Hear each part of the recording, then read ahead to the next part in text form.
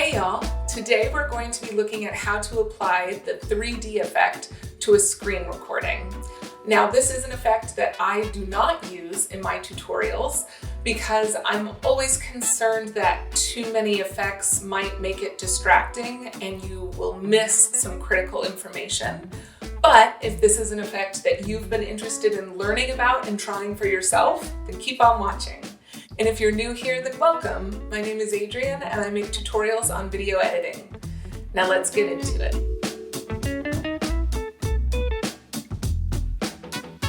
So you can see that I have Premiere Pro open and I already have a screen recording loaded onto the timeline. I would like to add a 3D effect right around this simple edit that I made in the screen recording. You can see I just make a cut right there. I want you to go up to the effects panel and search for basic 3D. Drag that onto your clip on the timeline and you'll see it show up over here in the effect controls panel. Under basic 3D, you can see swivel, tilt, and distance to image. Now, if you watch the program monitor, you can see that swivel moves the right and left side forward and backward away from us. Tilt moves the bottom of the screen and the top of the screen forward and backward away from us. And distance to image just moves the recording back and forth along the Z-axis. Something that's important for you to remember when you're working with basic 3D is that subtlety is so important with this effect. You really cannot go over the top with it. Now, something that's really important is that the action, quote unquote action, in the screen capture remains pretty close to the center of the screen. So I'm going to come down here to the timeline and just shorten this clip a little bit. It's a little bit long.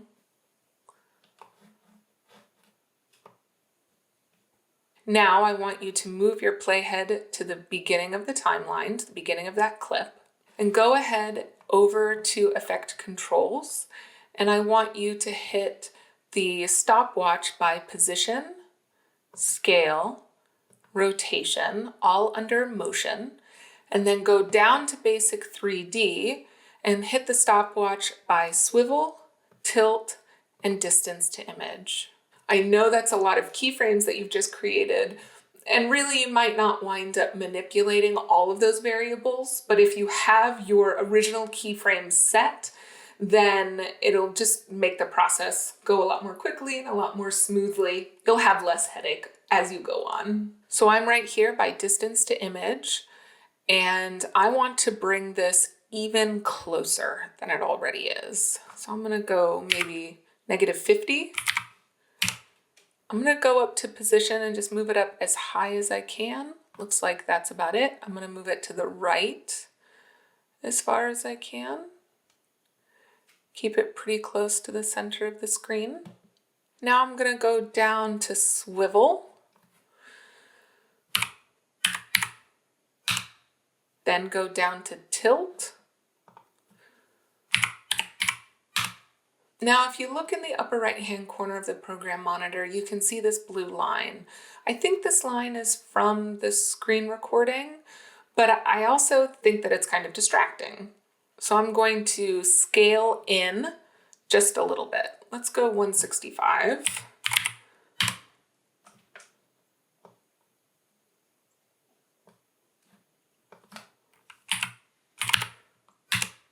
Now, as you can see in my program monitor, I don't have any negative space on this clip, but if you do, all you need to do is create a color mat, and I'll show you how to do that.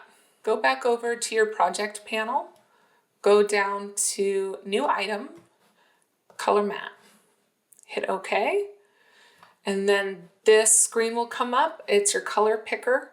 You want your mat to be the same color as the background of your screen recording. So click on the eyedropper and then come over here to your program monitor and click on this gray. And you can see that that is the color you've selected. And if you hit OK, And we can just call this gray color matte. Okay. Now you've got it here in the program monitor, and you can drag it onto your timeline underneath your screen recording, and it will fill in any of that negative space for you. Okay, if you go over to your effect controls, you can see that you have your starting spot with all of these keyframes. Go down to the timeline and drag your playhead all the way out to the end of the clip. And now you need to change all of those same parameters to where you want the clip to end.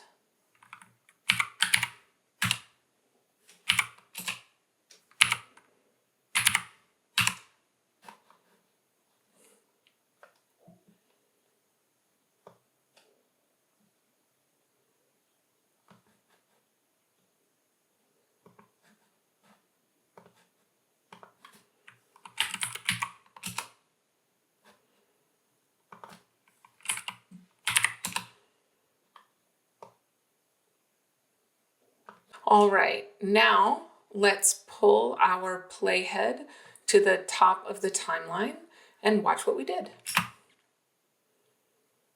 So I think that's pretty cool just the way it is, but there are extra effects if you want to build on top of Basic 3D for your own project. The simplest one is actually in Basic 3D. It's called the specular highlight. And if you check that box and turn it on, you'll get a little highlight or a spotlight on your screen recording that moves with the movement that you've created. And that's pretty cool. Another effect that you can use instead of creating a color matte that will go underneath your screen recording on the timeline is you can use the offset effect. So when you're looking at your program monitor, your screen recording ends, right? There's an edge. But what offset does is it takes the end and sort of wraps it around to the other side. And so as you move your screen recording around in the program monitor, you never have any negative space. It's pretty cool. Next, you can do a Gaussian blur. And if you do a mask on that blur right around the edit that you're trying to highlight in your screen recording, that looks good too. I've also seen people download computer screen texture and then bring it into Premiere and drop it on top of their clip. And it really makes that screen capture look like a computer screen. It's pretty cool. Leave a comment below if you'd like me to make another video demonstrating all of these additional effects on top of Basic 3D. If you thought this video was helpful, please give it a thumbs up. Subscribe if you'd like to see more, and I'll see you in the next one.